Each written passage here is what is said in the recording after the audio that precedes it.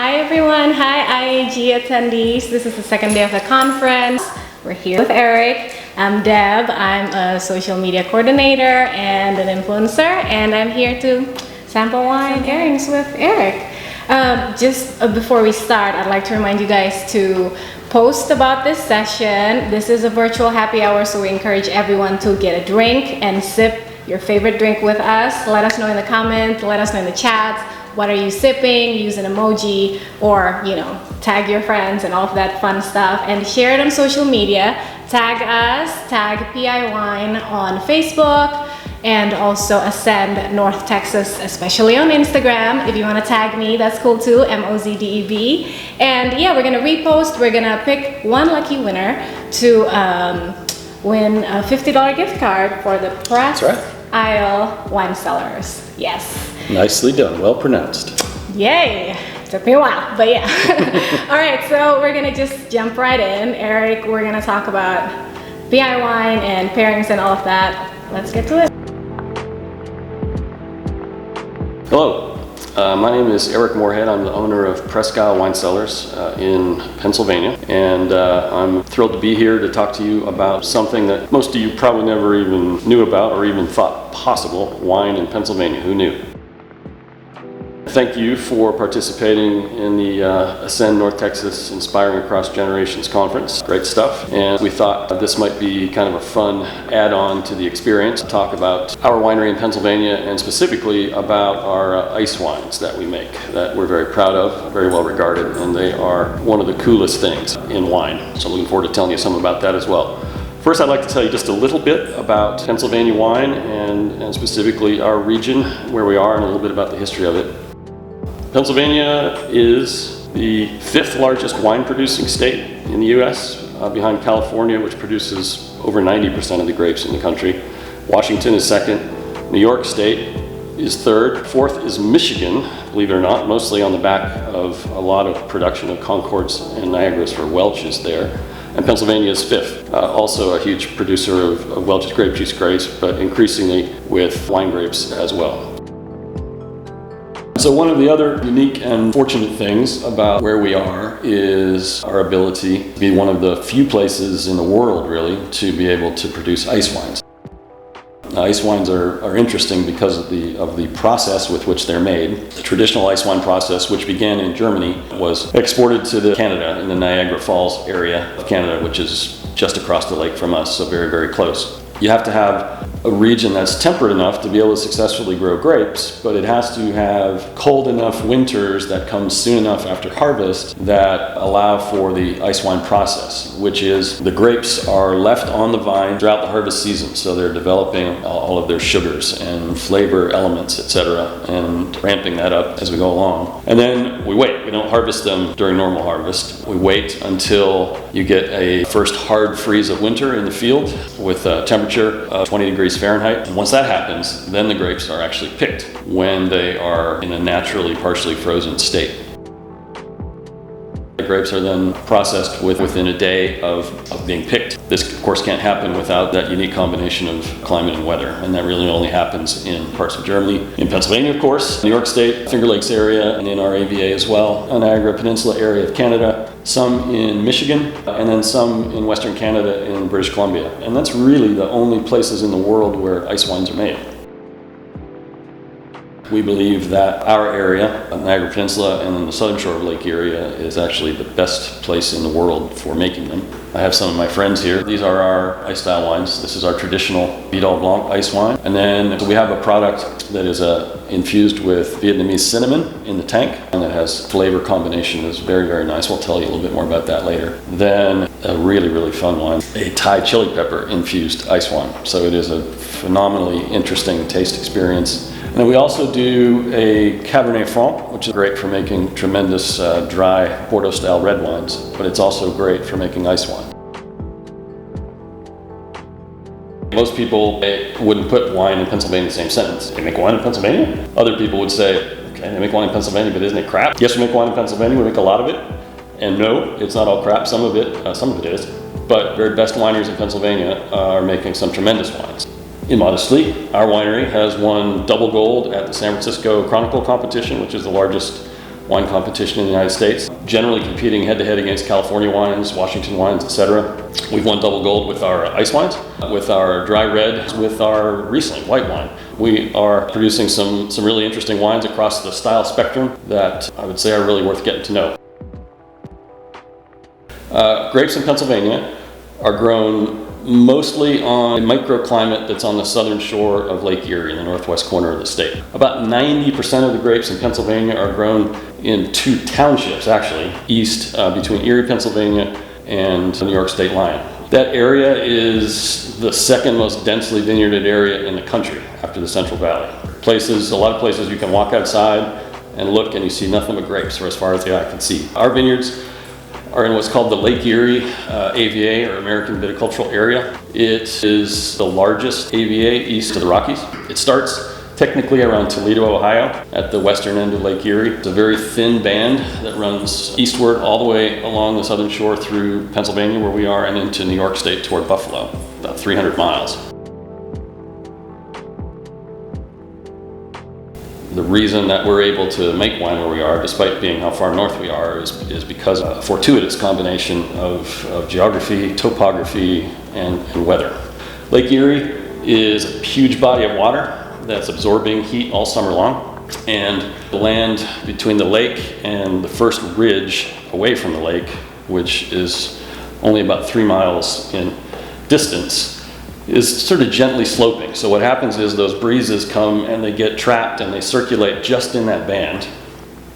And then if there's any cold air that develops, it kind of slides off into the lake. So you don't get cold air standing and damaging the grapes and potentially creating a freeze. So that combination of those 2 things are real important. Once you get up over that first ridge, it's a whole different ballgame. The climate is different, the temperatures are lower. Frost comes much sooner.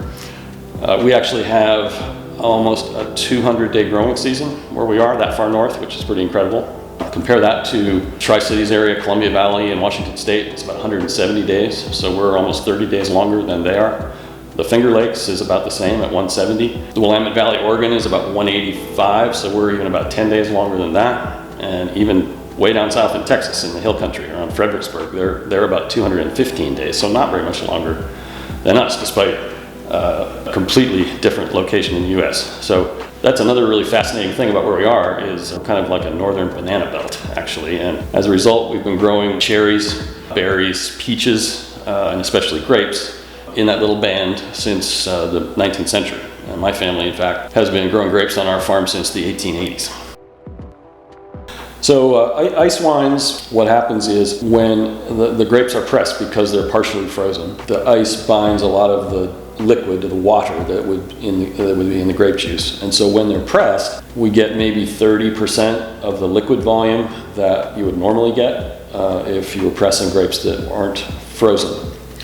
But the ice does not bind in the sugars, and nor does it bind in the flavor elements. So those remain in full concentration and full strength in a lot less liquid. So what you have is a naturally concentrated juice with very high sugar content, about 40%, before fermentation starts, and intense, rich flavors and high acid. The grapes that we typically use, Vidal Blanc and Cabernet Franc, are fairly high acid grapes. That's important because the acid in the grapes helps to balance out the sugar. So it makes the sweetness not be a cloying candy-like sweetness. It's more of a rich, warm, luxurious sweetness that honestly, even people that don't like sweet wines, prefer a nice hearty Cabernet or something, sometimes they still enjoy the ice wines because of the richness of the flavor and the fact that the sweetness is somewhat balanced by the acid.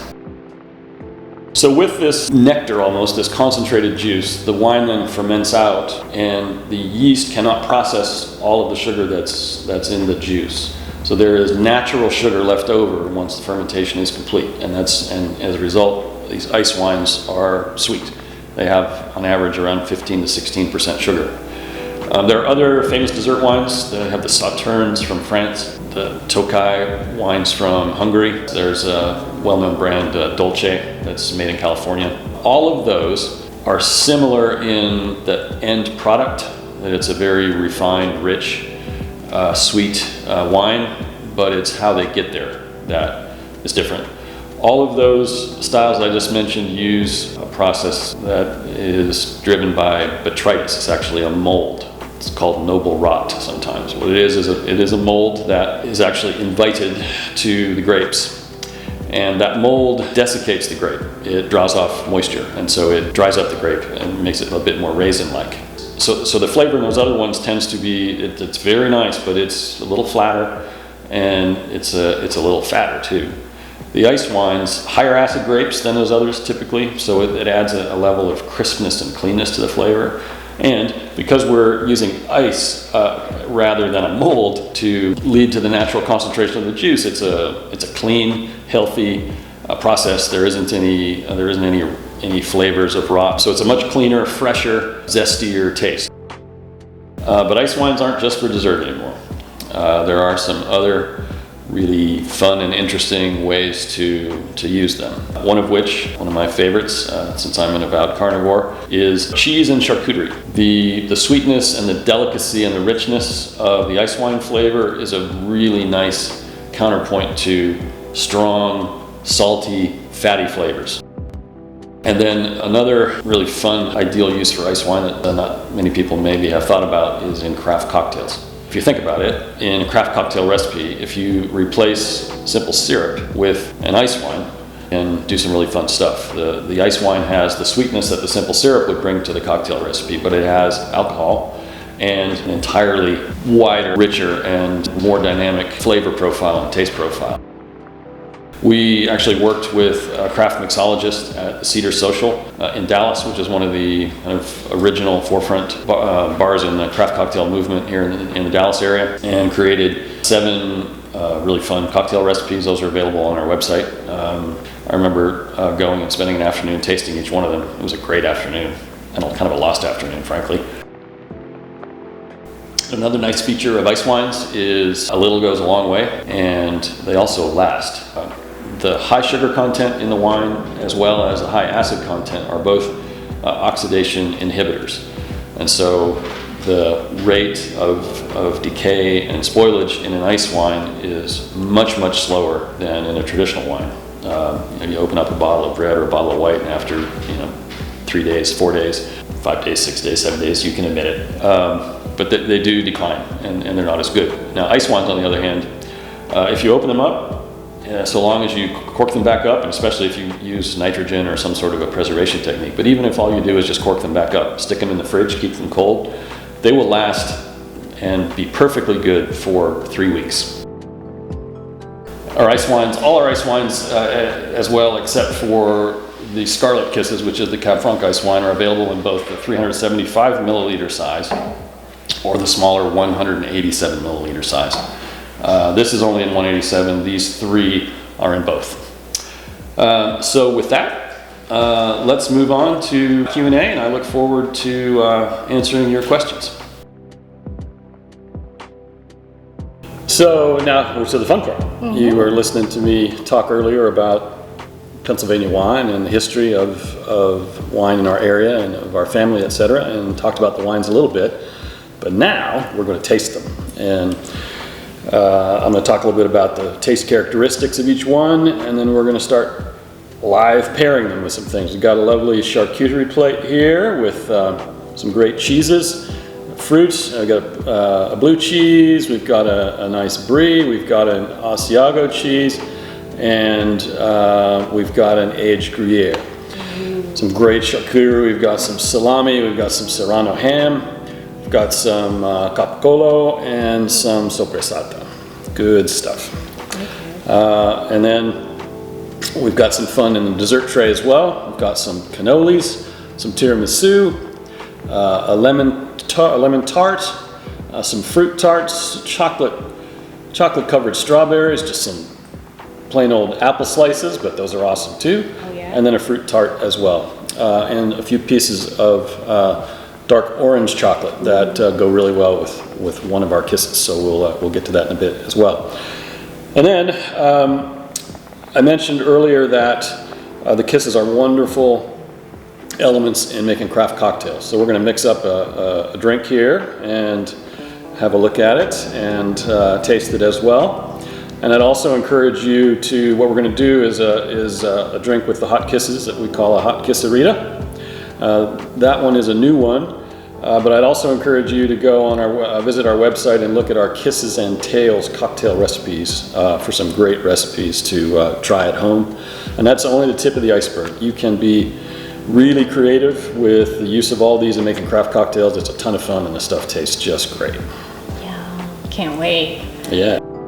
Let's talk about the name, Presque Isle Wine Cellars. Yes. It is from the French. So the hoity-toity French or others speaking French would say Presque Isle, which is how it would be pronounced in French. Presque means almost, and Isle means island. And where we are in Erie, there is a peninsula that sticks out into the lake.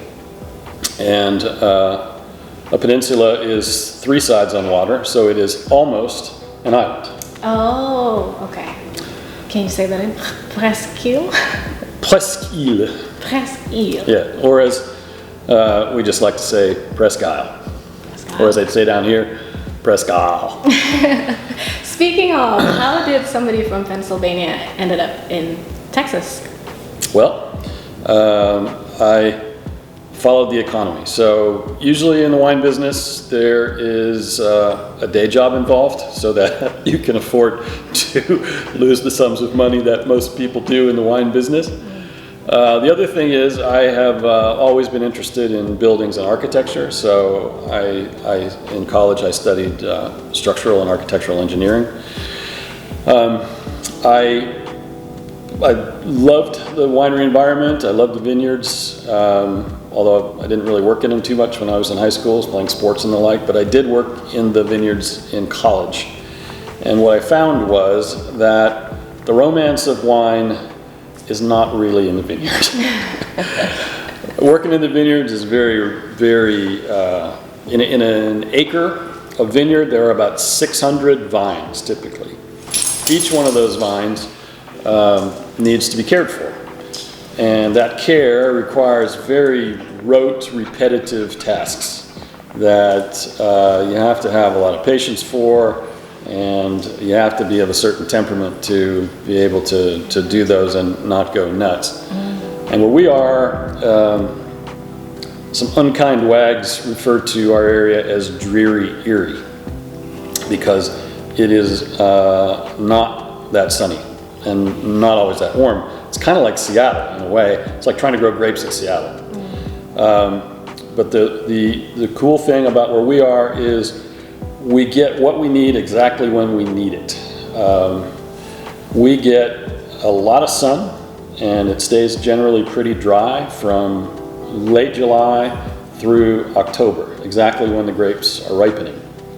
So the natural conditions that I talked about earlier with the effect of the lake and the temperature and the climate modification and amelioration is supplemented by this perfect timing of sunshine and nice breezes and wind. So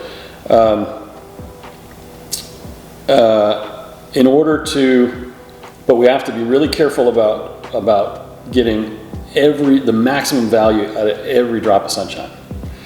So one of the things that we do is a job called cluster thinning. And so they send you out into the vineyard, and you've got to go to every vine and count the number of bunches that are in their infancy on the vine.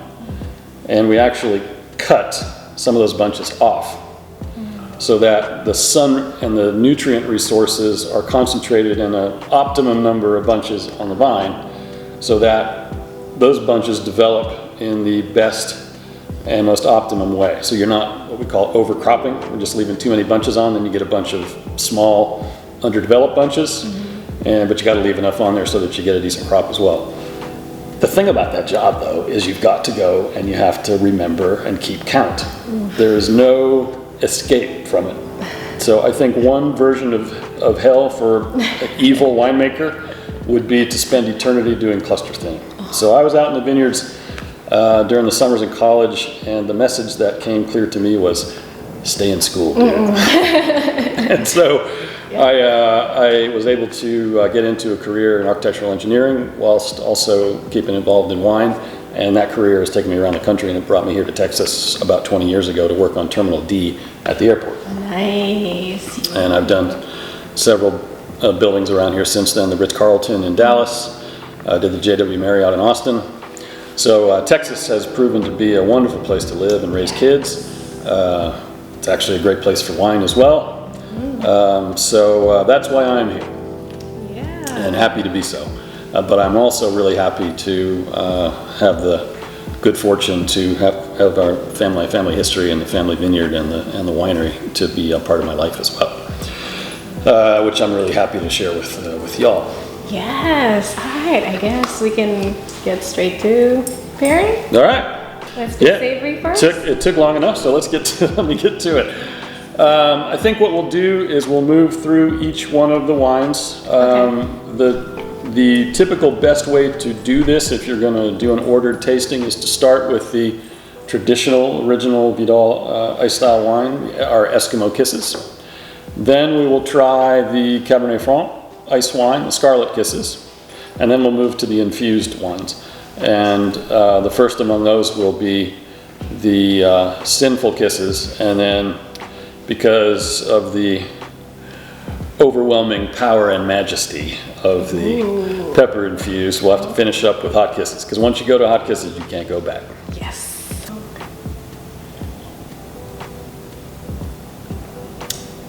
It's very appley. Yeah. Very fruity. I love it because, yeah, you're right. The dessert is kind of like balances the flavor. A little bit tart. And, Yeah, you like the flavor combination. So you like the Eskimo Kisses? Yes, it's sweet but not too sweet. It's not overpowering. It's not overpowering. Yeah, right. That's the beauty. That's the beauty of the acid balance, and why Vidal is such a good grape, because it's high acid. That really balances out and cuts the cloyingness of the sugar. Because this is a very sweet one. It's about 15% sugar in that. But it doesn't taste like it. Yeah. I mean, it's great. All right. Yeah. So anything else you'd like to try off the dessert tray? Why don't you try the lemon, maybe the lemon tart? Okay, yes. Let's do the lemon tart.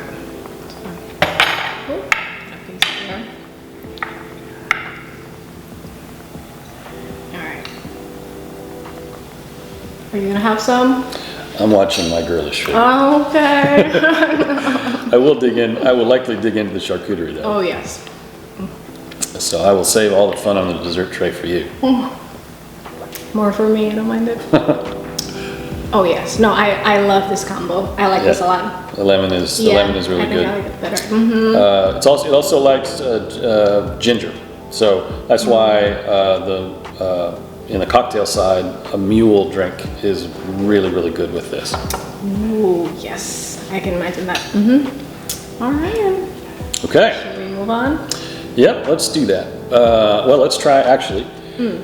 So the thing about charcuterie, why these wines are so good with it is when you're pairing wines, you can come at it from a complementary standpoint or a contrasting standpoint, and both of them can create some really interesting taste experiences. So on the charcuterie side with this, which is a kind of a refined, lighter taste, this works really well with strong cheeses, like the veined cheeses, blues and roqueforts. It does really well with the salamis, especially the not as heavy salamis. So say the Serrano ham, this would be great with. The Capicola would be great with. It's really great with all of them, but and of course the blackberries, it would do really well with all that. So feel free to help yourself there if you'd like. Okay, cool. Wait, show me. So I do the crackers and then well, it's there are no rules here. No rules. You can do whatever you want. I'll especially in this day and age, I'm not going to touch your food, but why don't you take one of those crackers, then you can put some cheese on if you want. Okay. Okay, I'm gonna do this one because you said it's. All right. You like blue cheese? Actually, I like brie cheese best. Okay. Well, that's the next one is a brie. You can try that. I'm gonna try both. Okay. Oh my god. No rules, right? No rules. Okay. No rules, no dumb questions. Yeah. It's just enjoying what you drink and what you eat. Yes. Okay, and I'm gonna do this one. What is this one again? This is Serrano ham, which is the Spanish version of prosciutto. Ooh. I actually, no offense to the Italians and prosciutto, which is one of my favorites, but Serrano ham it melts in your mouth. It is just delicious. Okay, well then let's get to it. You know what, I'm gonna just put everything there. Like that. Okay.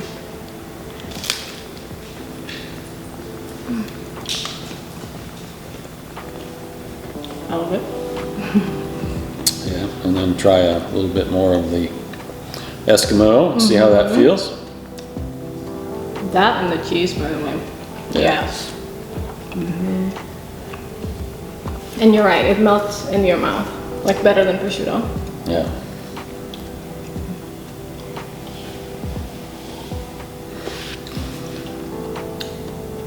I like it again because it's not too sweet, but then Right. it's like it's crisp. Yeah. It has that like just right amount of tartness. So Right, and it goes really well with the fat Yeah. and the saltiness yeah. and the strong flavors of the cheese and the Serrano. So it's in a sense it's both complementary and contrasting, but with charcuterie it's more of a contrasting blend. Yeah.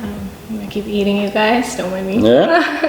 Keep All right. sipping. While you're doing that, I will sneak in a. So it would be interesting for the people in the audience who've had ice wines before to do a tasting comparing, our untraditionally made Vidal ice style wine against, some of your favorite traditional Canadian ones, and and honestly see what the differences are, whether you notice that there are differences, and I'd love to hear by email some of your thoughts on that. Yeah, or even better, post about it now. Tag us, tag everybody. You might get a chance to win There the you go. $50 gift card. Yeah. And get some more ice wines, or we have a full suite of really excellent traditional wines as well. Dry reds, dry whites, Okay. port, rosés, sparkling wines, Everything. blueberry wines that are quite interesting. All about 35 different varieties. So we invite you to come and browse our catalog and learn more about all of our wines and try as many as you like. I promise you, they're worth getting to know. It's good stuff. All right. So next up is Scarlet Kisses, which is made from Cabernet Franc, which is a wonderful red grape that makes a phenomenally good dry red wine all by itself. Its traditional red wine is one of our best wines year in, year out. We win all kinds of awards with it, but it's also tremendous for making ice wine.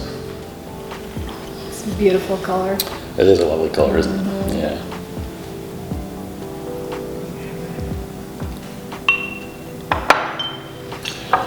And here you are. The color is kind of like brandy. almost. Yeah, a bit like brandy. There you are. So the Cab Franc is, cheers. The Cab Franc is, it's not quite as high in acid as the Vidal. Okay. And it also has a deeper flavor to it as well. It doesn't smell as sweet as Escapol. Right, it's close, but not quite. Yes, definitely like deeper. It's Yeah. like, I don't know, more full body. Is that the Yeah, word? I think that's thicker. that's accurate. Yeah, a lot of people that taste that notice that. What sort of flavors do you get out of that? Cherry. Yeah. That's the one I can think of right now. Okay. Nothing wrong with cherry. It's one of my faves. Yes. Yeah. And I don't know. It's warmer. I don't know. Right. A lot of people tend to pick up a hint of cranberry. Ah, yeah. Okay. So it's, which is right there with cherry. And then a little bit of a white chocolate flavor too. Okay. Yeah. Okay. Yeah. Yeah. So it's, well, clearly you like it because you are just... Yes, I'm just like, wait. I wanna try. Wait, where's the white chocolate? That's right. Don't worry, there's more where that came from. So. Okay. So what will pair best with? So this one is a little bit deeper. So it goes really nicely with, I think we should try it with this German Black Forest cake. Yes. Because you get the combination of chocolate and vanilla, and it's got cherry raspberry in it. So that's going to be a really nice complementary flavor. So I would recommend trying that. All right, so let's move to the charcuterie plate with the Scarlet Kisses, shall we? All right. So the Scarlet Kisses has a bit of a fuller body than the Eskimo Kisses, so it can handle charcuterie meats that are a little heavier, saltier, a little fattier than are good with the Eskimo Kisses. So the Eskimo Kisses was great with the Serrano ham. The Scarlet Kisses is going to be really good with the Capicola, which is a little bit more hearty than the Serrano. It'll be really nice with the, well, any of these cheeses, but especially the Brie, the Gruyere, or the Asiago. So take your pick and have at it.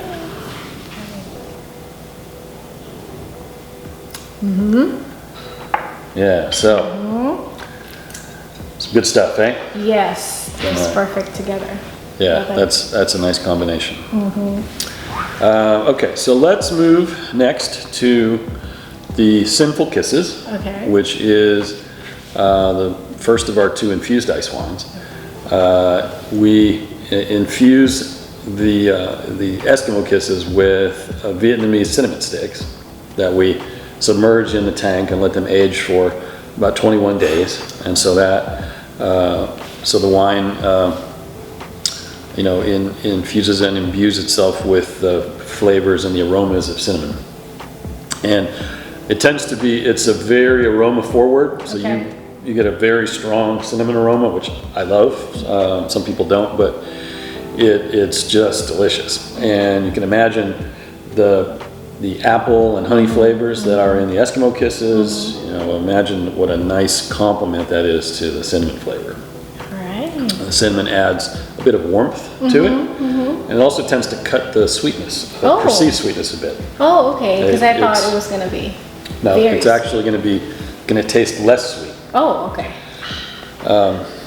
And it's quite nice. Now, it's not as good with charcuterie. Okay. Just because the cinnamon is not really compatible with most of this stuff, but it is wonderful with a number of desserts. It's also wonderful just to sip on its own. But the cinnamon really likes orange flavors, especially. Oh, okay. Medium weight chocolates. Okay. Medium weight creams. Apples. It would even be good with the tiramisu as well. Okay. So let me open up a bottle of that, and we'll give it a try with some of those things. I'd recommend trying this chocolate. Yes. Is it's a blood orange dark chocolate. So it has orange flavors, which the cinnamon loves. And then I'd also recommend maybe trying just an straight up apple slice with it. Okay. Great chocolate, by the way. Thank you. The blood orange. The good chocolatiers of Godiva. Well, thank you. There you are. Yes. So, yeah, first with it, just enjoy the aroma. Okay. See that? It's definitely a strong cinnamon aroma. Oh, it's so good. But it smells great. It smells like Christmas. Yeah, it is the holidays in a bottle, is what we call it. Okay.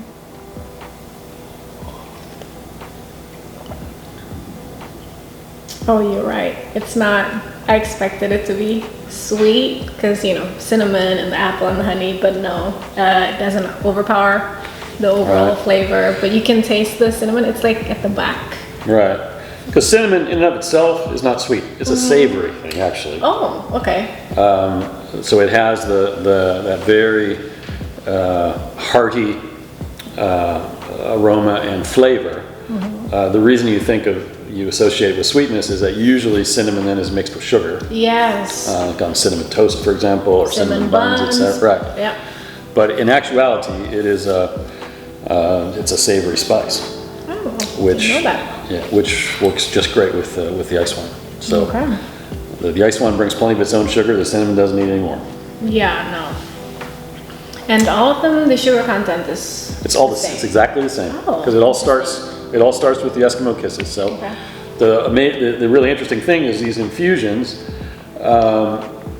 They change the flavor profile, but the actual sweetness stays the same. Sweetness, the acidity level is all the same. It's just the interaction of these infusions with it changes the flavor profile. It's fascinating, a lot of fun. Amazing. Yeah. Get the package, guys. And I think we have a promo code. You can see the description and the links below. Drop a question in the chat. Somebody will get in touch with you. And don't forget to keep posting because we're going to announce the winner at 6 p.m. All right. All right. So we're going to chocolate with that. Isn't that a good balance? That Yes. orange is a nice flavor. And even the apple too. Yeah. It also really likes mocha flavors. Oh, So, I can see that. Yeah. one of our drinks in the Kisses and Tails is we call it Sin Noir. It's got a part of it is coffee. And yes. that's a really nice flavor. Coffee with cinnamon is always good, by the way. Indeed. So as you said, it's a perfect holiday wine. It's actually good all year, but it's sitting around the table with your family, enjoying this at the holiday times. It reminds you of a nice wood fire, mom, apple pie, all of that stuff, all in a bottle. Yes. All right, I'm ready for the next one. All right, you ready for the hot stuff? Yes. All right. Well, let's change it up a little bit. Okay. We've been talking about cocktails as well, so why don't we move outside and I will show you how to fix up a hot kisserita. I tend to just make it easy and inexpensive and just use concentrated limeade and cut it not as thickly as you would normally to keep it a little sweeter, and it works great. Then there's a little trick I will show you to spice things up a little bit more, which is to infuse the concentrate with some jalapenos to give it some extra spice. You can do the same thing with lemonade. Make a really nice jalapeno lemonade that just tastes fantastic for the summertime. Julienne jalapenos into the heating mix. Now I have pre-measured into this carafe 2 parts, so twice 24 ounces, since that's 12 ounces, 24 ounces of water. So we'll simply dump the concentrate in.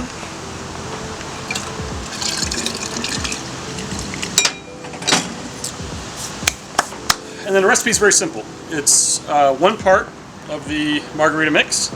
It is 1 part of hot kisses. And it is 1 part if you want to. Now you can just have your drink with hot kisses and a margarita mix. It tastes great. It's a lighter drink, it's lower alcohol. But if you want to spice it up and go full on margarita, a little bit of tequila, or to give it a smoky flavor. Another really fun thing to use is sotol, which is a spirit that's made from the heads of yucca cacti. And there's a really good place down in Austin called Desert Door where that's all that they do. It's a really nice product. Our nicely chilled hot kisses.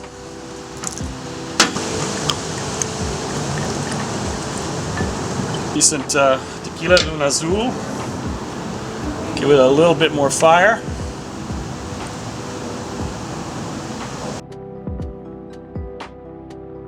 Nice lime wedge.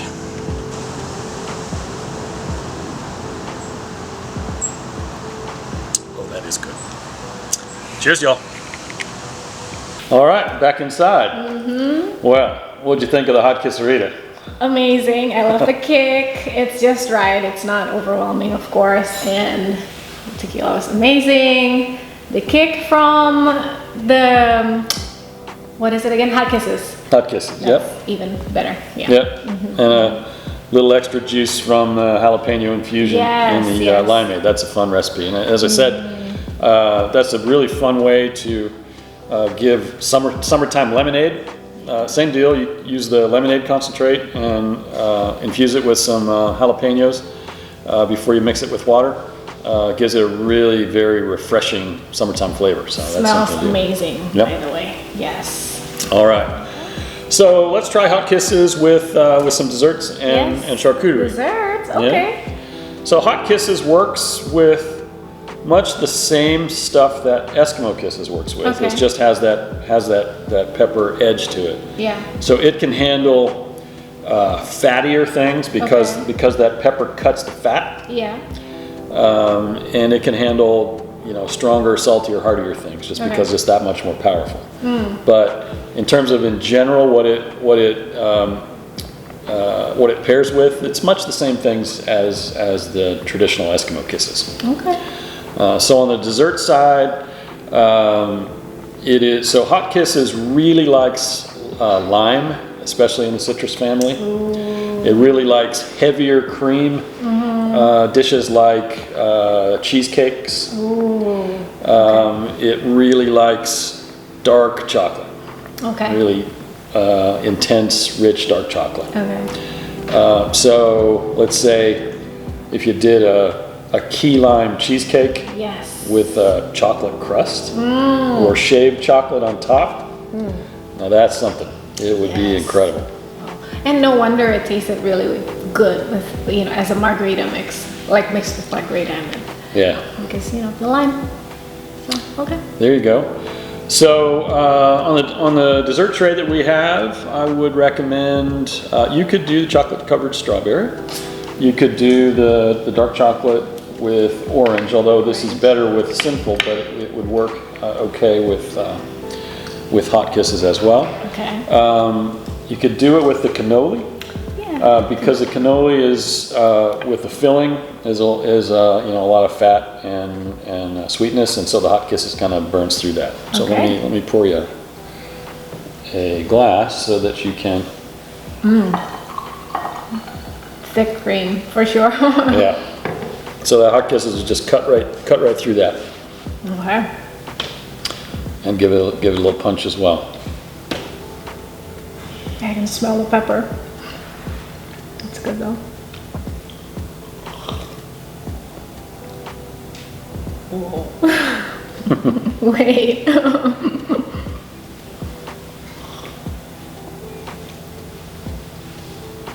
I love it. I mean, it's reminds me of home. Taste of home for sure. Yeah. Like the kick. It's not too much, and I don't know. It's like it brings out the fruitiness somehow. Yeah. Yeah. No, I agree. It's just one of my faves. Because I love our Eskimo Kisses, but I don't have a really big sweet tooth. Okay. And so a little goes a long way for me here. I like drinking this stuff, so I want to be able to drink more. So we started experimenting with ways, because we know that the pepper and the sugar work in interesting ways together. Yeah. So the sugar tends to cut the capsaicin, which is the chemical element in the pepper that gives it its heat, and the pepper in turn dials down the sweetness level. So the two of them working together take the extremes out. Okay. And leave you with this incredible dance of flavors and nice, very satisfying heat in the middle. Wow. And it's, again, the amount of sugar is the same for all Yes, four, it is. but they It all is. taste so It's very different. Yeah. Indeed. Yeah.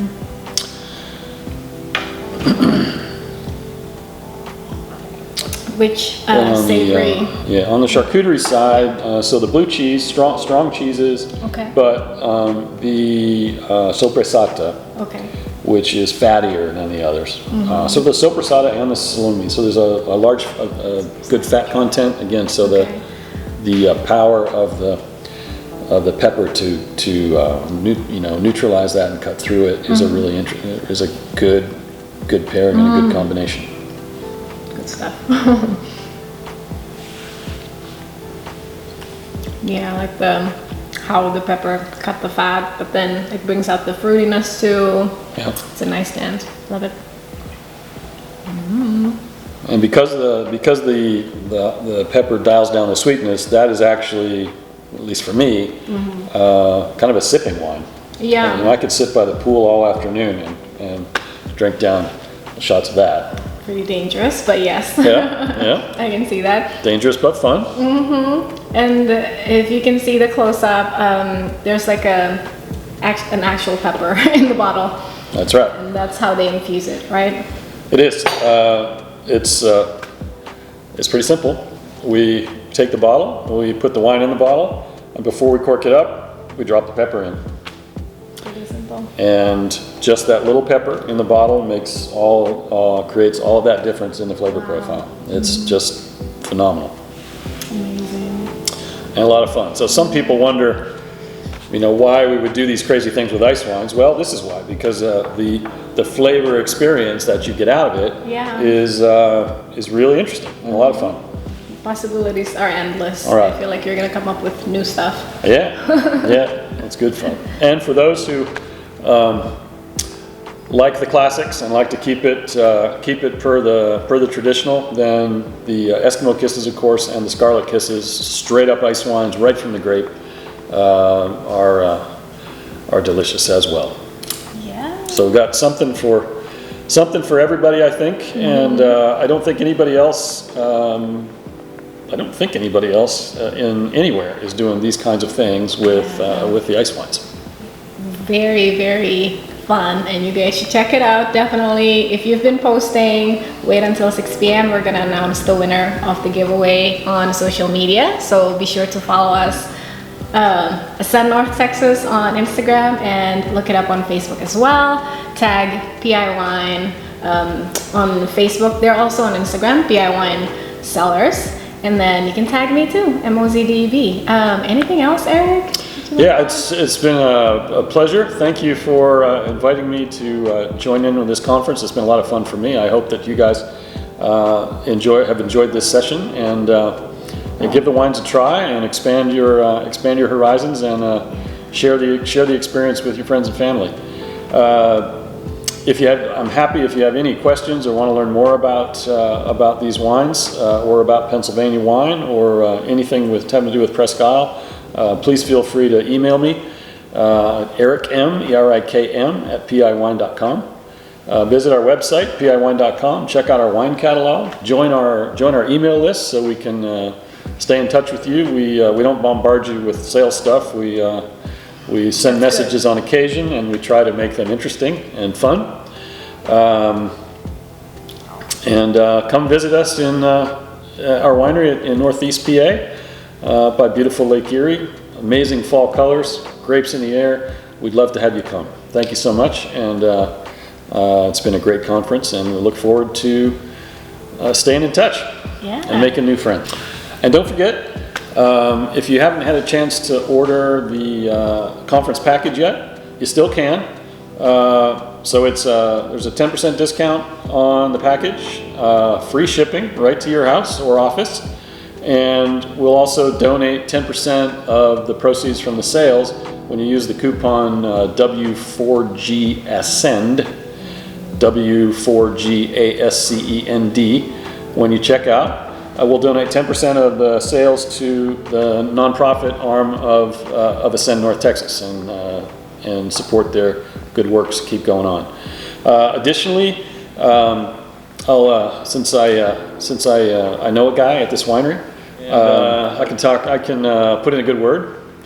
And if you want to use the W4G Ascend coupon through the holidays, we have great gift packages. We've got a Kisses package, 3 kisses, 3 little kisses, any of our other great wines, all of that. If you use that coupon, we'll give you a 10% discount, and we'll continue to donate 10% of those proceeds to Ascend North Texas, so we can all kick in and have a good time. And we look forward to you trying our wines, and we'll see you again. Should we do a cheers one more time? Here, Let's here. do it. All right. Yes. Well, let We me- should probably say Presque Isle. Is that right? Presque Isle. Presque Isle. Cheers, y'all. Cheers.